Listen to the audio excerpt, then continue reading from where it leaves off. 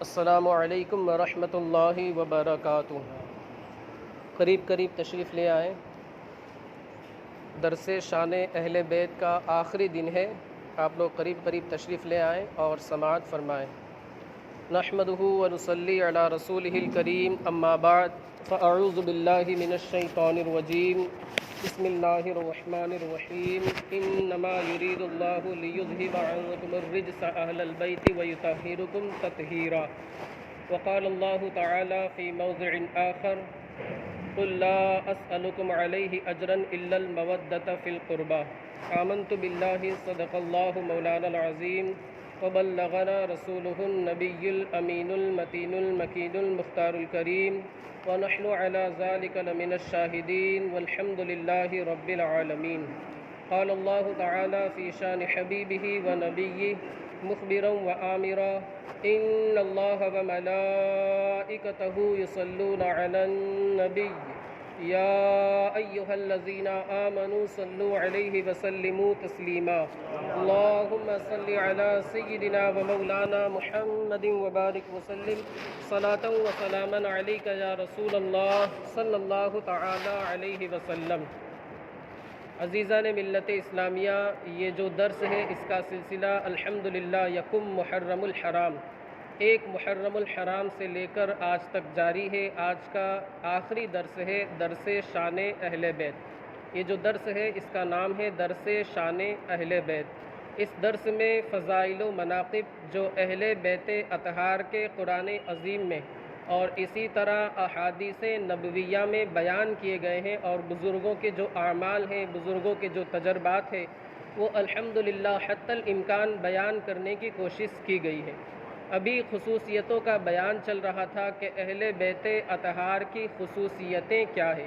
تقریباً 4 یا 5 خصوصیتیں کل کے پرسوں کے درس میں بیان کی جا چکی ہیں۔ آج ایک خصوصیت بیان کرنی ہے۔ آپ نے سنا ہوگا، بلکہ آج تک اسی پر عمل کیا جاتا ہے کہ آج کل جو نسب چلتا ہے، جو بندے کی نسل چلتی ہے، وہ باپ کی جانب سے چلتی ہے۔ اگر باپ سید ہے تو اس کی ہونے والی اولاد کو بھی سید مانا جاتا ہے، اگرچہ ماں شیخ ہو، خان ہو، پٹھان ہو، کسی بھی برادری سے تعلق رکھتی ہو، بہرحال باپ اگر سید ہے تو بیٹا، اس کی جو اولاد ہوگی وہ ساری کی ساری اولاد سید مانی جائے گی۔ باپ اگر شیخ ہے، ماں سید ہے، تو ہونے والی اولاد کو شیخ مانا جائے گا۔ بتانا کا مقصد یہ ہے کہ عام طور سے ہوتا یہ ہے کہ باپ کی جانب سے نسل چلتی ہے اور اسی کا اعتبار ہوتا ہے، اس کی ہونے والی جو اولاد ہوتی ہے وہی کہلاتی ہے جو باپ کا سرنیم ہے، باپ کا نسب ہے۔ مگر حضور اکرم صلی اللہ علیہ وسلم کے اہل بیت اطہار جو ہیں، گھر والے جو ہیں، ان کا اعجاز اور ان کی خصوصیت یہ ہے کہ اللہ کے رسول صلی اللہ علیہ وسلم کا نسب جو ہے وہ بیٹے سے نہیں چلا بلکہ بیٹی سے چلا، یعنی حضرت سیدہ فاطمہ ظاہرہ طیبہ طاہرہ رضی اللہ تعالی عنہا سے چلا۔ آپ فرماتے ہیں ان اللہ عز وجل جعل ذریۃ کل نبی فی صلبہ وان اللہ تعالی جعل ذریتی فی صلب علی بن ابی طالب، یعنی اللہ رب العزت نے ہر نبی کا جو نسب ہے، ہر نبی کی جو نسل ہے وہ ان کی پشت میں رکھی ہے، اور میری جو پشت ہے، میرا جو نسب ہے، میری جو نسل ہے وہ حضرت علی کی پشت میں، حضرت علی کے صلب میں رکھی ہے، اور آپ کا سلسلہ نسب حضرت سیدہ فاطمہ زہرا رضی اللہ تعالی عنہا کی جانب منسوب کیا جاتا ہے، حضرت فاطمہ کی جانب اس کی نسبت کی جاتی ہے۔ ایک اور خصوصیت ہے، وہ یہ ہے کہ قرآن عظیم میں اللہ رب العزت ارشاد فرماتا ہے وَمَا كَانَ اللَّهُ لِيُعَذِّبَهُمْ وَأَنْتَ فِيهِمْ۔ سورۃ الانفال کی آیت کریمہ ہے کہ اے محبوب، جب تک آپ لوگوں میں تشریف فرما ہے، موجود ہیں، ان لوگوں کے اوپر عذاب نہیں آ سکتا۔ یہ امت محمدیہ کی خصوصیت ہے، ورنہ آپ نے سنا ہوگا کہ پہلی جو امتیں تھیں، قوم بنی اسرائیل، قوم سمود، قوم ہاد، قوم لوط وغیرہ، وہ ساری کے ساری ایک لغزش کی بنیاد پر یا ایک گناہ جو ہمیشہ وہ کیا کرتے تھے اس کی بنیاد پر ہلاک کر دیے گئے۔ حضرت شعیب کی قوم کم تولنے کے اوپر تباہ و برباد کر دی گئی۔ حضرت لوط علیہ الصلاۃ والتسلیم کی جو قوم تھی وہ لواطت جیسے عظیم گناہ کی بنیاد پر ہلاک کر دی گئی۔ امت محمدیہ میں بھی جو امت محمدیہ کے افراد ہیں وہ بھی گناہ کرتے ہیں، گناہوں میں ملوث اور مبتلا رہتے ہیں، مگر اس کے باوجود بھی اللہ رب العزت کی جانب سے کوئی عذاب، اس کا عتاب نازل نہیں ہوتا۔ اس کی وجہ یہی ہے کہ اللہ فرماتا ہے وَمَا كَانَ اللَّهُ لِيُعَذِّبَهُمْ وَأَنْتَ فِيهِمْ، اے محبوب جب تک آپ ان میں موجود ہو ان پر کوئی عذاب نہیں آئے گا۔ یہ امت محمدیہ کی خصوصیت ہے۔ اسی طرح حدیث پاک میں آتا ہے، اللہ کے رسول صلی اللہ علیہ وسلم ارشاد فرماتے ہیں النجوم امان لأہل السماء وأہل بیتی امان لأہل الارض، یعنی آسمان کے لیے جو ستارے ہیں وہ امان کی حیثیت رکھتے ہیں، امن و امان قائم ہے۔ آسمان میں اگر ستارے غائب ہو جائیں تو آسمان ہلاک ہو جائے گا، آسمان تباہ ہو جائے گا۔ اسی طرح زمین کے اندر میرے اہل بیت جو ہیں، میرے گھرانے والے جو ہیں، وہ زمین کے لیے امن و امان کی حیثیت رکھتے ہیں۔ جہاں میرے اہل بیت ختم وہاں زمین تباہ و برباد کر دی جائے گی۔ اسی سے پتہ چلتا ہے کہ اہل بیت اطہار کا ادب ہمیں قیامت تک کرنا ہے۔ یہ نہیں کہ صرف محرم الحرام کا مہینہ آیا تو اسی میں ادب کر لیا، احترام کر لیا، پھر اس کے بعد جہاں کہیں ملاقات ہوئی تو وہ جھڑک دیا، نظر انداز کر دیا، یا اچھے طریقے سے حسن سلوک کے ساتھ پیش نہ آئے۔ ایسا نہیں ہونا چاہیے۔ ایک اور خصوصیت یہ ہے کہ ایک مرتبہ حضرت علی کرم اللہ تعالی وجہہ الکریم نے اللہ کے رسول صلی اللہ علیہ وسلم کی بارگاہ میں لوگوں کے حسد کے تعلق سے عرض کیا کہ لوگ مجھ سے حسد کرتے ہیں۔ آپ نے ارشاد فرمایا اے علی، کیا تم اس بات سے راضی اور خوش نہیں ہو کہ کل بروز قیامت سب سے پہلے ہم ہی لوگ جنت میں جائیں گے؟ عالم یہ ہوگا کہ سب سے پہلے میں ہوں گا اور میرے ساتھ تم ہوں گے، یعنی حضرت علی سے فرمایا آپ ہوں گے، حضرت امام حسن، حضرت امام حسین، حضرت فاطمہ، ہم ساتھ ہوں گے، اور ہمارے دائیں بائیں ازواج مطہرات ہوں گی، اور ان کے پیچھے جو میری اولاد ہیں حضرت قاسم، حضرت ابراہیم وغیرہ، حضرت عبداللہ وغیرہ، وہ ساری کے ساری اولاد ہوں گی۔ تو یہ اعجاز جو ہے یہ اہل بیت اطہار کا ہے کہ کل بروز قیامت جنت میں سب سے پہلے حضور اکرم صلی اللہ علیہ وسلم کے ساتھ اہل بیت اطہار داخل ہوں گے۔ ایک اور خصوصیت، یہ آخری خصوصیت بیان کر کے میں اپنی گفتگو کو ختم کر دوں، جو اہل بیت اطہار کا محسن ہوگا، جو اہل بیت اطہار کے ساتھ محبت رکھے گا، ان کے ساتھ حسن سلوک کا برتاؤ کرے گا۔ حدیث پاک میں آتا ہے، میں نے یہ اس سے پہلے بھی حدیث پاک سنائی تھی، حدیث پاک میں آتا ہے جو شخص میرے اہل بیت اطہار کے ساتھ محبت کے ساتھ پیش آئے گا، حسن سلوک کرے گا، اچھا معاملہ، اچھا برتاؤ کرے گا، قیامت کے دن میں اس کی شفاعت کروں گا۔ یہ حدیث پاک آپ لوگوں نے جلسے وغیرہ میں بھی سنی ہوگی کہ جو شخص اہل بیت اطہار کے ساتھ حسن سلوک کے ساتھ پیش آئے گا، قیامت کے دن میں اس کی شفاعت کروں گا۔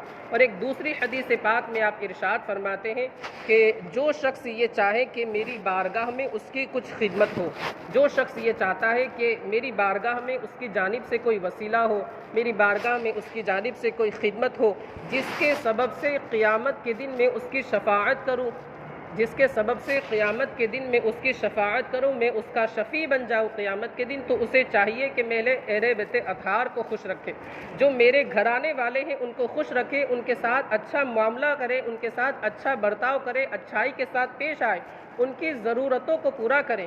آپ نے کل حدیث پاک سنی تھی کہ 4 کام ہیں جو اگر کوئی بندہ کرتا ہے تو حضور اکرم صلی اللہ علیہ وسلم اس کی شفاعت فرمائیں گے۔ اہل بیت اطہار کے ساتھ محبت رکھنے والا، ان کی ضرورتوں کو پورا کرنے والا، ان کی ضرورت کو پورا کرنے کے لیے دوڑ بھاگ کرنے والا، ان کی خاطر دوڑ بھاگ کرنے والا، یہ ایسے لوگ ہیں کہ ان کے لیے کل بروز قیامت خود حضور اکرم صلی اللہ علیہ وسلم شفاعت فرمائیں گے۔ اب آپ ذرا سوچیں، شفاعت تو انشاءاللہ ہونی ہے اس بندے کی، مگر دنیا کے اندر بھی اس بندے کو اجر مل جایا کرتا ہے، اور ایسا اجر ملتا ہے کہ صبح قیامت تک وہ اجر ملتا رہتا ہے۔ صبح قیامت تک اس کا نامہ اعمال ثواب سے بھر دیا جاتا ہے، اور روزانہ اس کے نامہ اعمال کے اندر نیکیاں لکھ دی جاتی ہیں۔ آپ سماعت فرمائیں، علامہ شامی نے ایک واقعہ لکھا ہے کہ ایک بزرگ مسلسل حج کر رہے تھے، کئی سالوں سے مسلسل حج کر رہے تھے۔ جب حج کا مہینہ آیا 1 سال، اور وہ رقم جو اکٹھا کر رکھی تھی 500 درہم یا 500 دینار کچھ تھے، وہ لے کر کے چلے۔ راستے میں ایک سیدانی سے ملاقات ہو گئی، وہ پریشان حال تھی، حالت زمانہ کا شکار ہو چکی تھی، پریشان تھی۔ اس سیدانی نے اپنی ضرورت کو ان بزرگ کے سامنے رکھا کہ میری یہ ضرورت ہے، اسے پورا کر دیجیے۔ وہ بزرگ انہوں نے سوچا کہ لاؤ میں اہل بیت اطہار کی خدمت کر دوں، حج کو میں موقوف کر دیتا ہوں، حج تو انشاءاللہ اللہ نے نوازا تو ہر سال انشاءاللہ کرتا ہی رہوں گا، لیکن یہ جو خدمت کا موقع ہے کاش یہ مجھے بار بار ملتا رہے، اور یہ بار بار ملتا نہیں ہے، مجھے آج خدمت کا موقع ملا ہے تو میں خدمت کر دیتا ہوں۔ انہوں نے وہ پوری کی پوری رقم، ساری رقم اس سیدانی کے حوالے کر دی، وہ سیدانی کو دے دی۔ اب وہ جو بزرگ تھے حج تو ان کا ہوا ہی نہیں، اس لیے کہ وہ حج کے لیے گئے نہیں، وہیں سے گھر واپس تشریف لے گئے۔ جب حج کا مہینہ مکمل ہو گیا، ارکان وغیرہ ادا کر دیے گئے اور حجاج کرام کے قافلے حج سے واپس آنے لگے تو ان کے جو دوست و احباب تھے جو حج کے لیے گئے تھے وہ سارے کے سارے آ کر کے ان کو مبارکباد دینے لگے کہ اللہ تمہارے حج کو قبول فرمائے، اللہ آپ کے حج کو قبول فرمائے، اللہ آپ کے حج کو مبارک فرمائے۔ اب وہ بزرگ بڑے تعجب میں پڑ گئے کہ اللہ یہ معاملہ کیا ہے کہ میں نے تو حج کیا نہیں اور لوگ مجھے مبارکباد پیش کر رہے ہیں، میں تو یہی تھا، میں تو اپنے گھر تھا، میں نے تو حج کیا نہیں، لوگ مجھے مبارکبادی پیش کر رہے ہیں۔ خیر اسی تفکر کے اندر، اسی سوچ بچار کے اندر ان کی آنکھ لگ گئی، وہ سو گئے۔ جب وہ سو گئے تو ان کا نصیبہ جاگ گیا، اس لیے کہ خواب میں حضور اکرم صلی اللہ علیہ وسلم نے اپنی زیارت سے مشرف فرمایا، سنا ہے آپ ہر عاشق کے گھر تشریف لاتے ہیں، میرے گھر میں بھی ہو جائے چراغا یا رسول اللہ۔ آپ صلی اللہ علیہ وسلم تشریف لائے تو ان بزرگ نے بارگاہ رسالت میں پوچھا، ان کا عقیدہ دیکھیے کہ نبی کریم صلی اللہ علیہ وسلم یقیناً غیب جانتے ہیں، اس لیے تو انہوں نے فوراً پوچھا کہ یا حبیبی یا رسول اللہ علیک الصلاۃ والتسلیم، یہ معاملہ کیا ہے کہ میں تو حج کے لیے گیا نہیں، پھر بھی لوگ مجھے مبارکبادی پیش کر رہے ہیں، لوگ مجھے خوش آمدید کر رہے ہیں، لوگ میرے لیے دعائیں کر رہے ہیں کہ اللہ تمہارے حج کو قبول فرمائے، یا رسول اللہ آخر معاملہ کیا ہے؟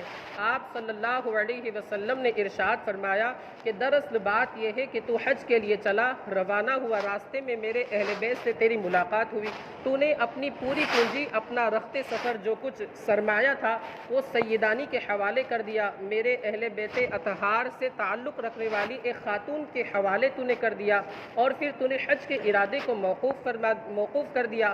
اللہ تبارک و تعالیٰ کو تیری یہ ادا اتنی پسند آئی کہ رب تبارک و تعالیٰ نے تیری صورت کا ایک فرشتہ پیدا فرمایا اور اس نے تیری جانب سے حج کیا، اور اتنے پر بس نہیں بلکہ صبح قیامت تک وہ شخص، وہ جو فرشتہ ہے وہ تیری جانب سے حج کرتا رہے گا۔ آپ ذرا سوچیں کہ اہل بیت اطہار کی خدمت کا کیا فائدہ ہے۔ جیسا کہ میں نے بتایا آخرت میں تو حضور اکرم صلی اللہ علیہ وسلم کی شفاعت اس شخص کو نصیب ہوگی ہی ہوگی انشاءاللہ، لیکن دنیا ہی میں اس کا اجر ملنا شروع ہو جایا کرتا ہے، دنیا ہی سے اس کا ثواب، اس کا بدلہ، اس کا عوض، اس کا صلہ بندے کو ملنا شروع ہو جاتا ہے۔ تو ہمیں چاہیے کہ ہم اہل بیت اطہار کی خدمت کریں، ان کے ساتھ اچھائی کے ساتھ پیش آئے، ان کے ساتھ اچھا برتاؤ کریں، اچھا معاملہ کریں۔ مولا عز و جل ہمیں اہل بیت اطہار کے نقش قدم پر چلنے کی توفیق رفیق عطا فرمائے۔ امام حسین کے جو درس ہے، ان کے اسباق ہے اور ان کے بتائے ہوئے راستے ہیں، ان راستوں پر ہمیں کما حق ہو عمل پیرا ہونے کی توفیق رفیق عطا فرمائے۔ وآخر دعوانا ان الحمد للہ رب العالمین۔ السلام علیکم ورحمۃ اللہ وبرکاتہ۔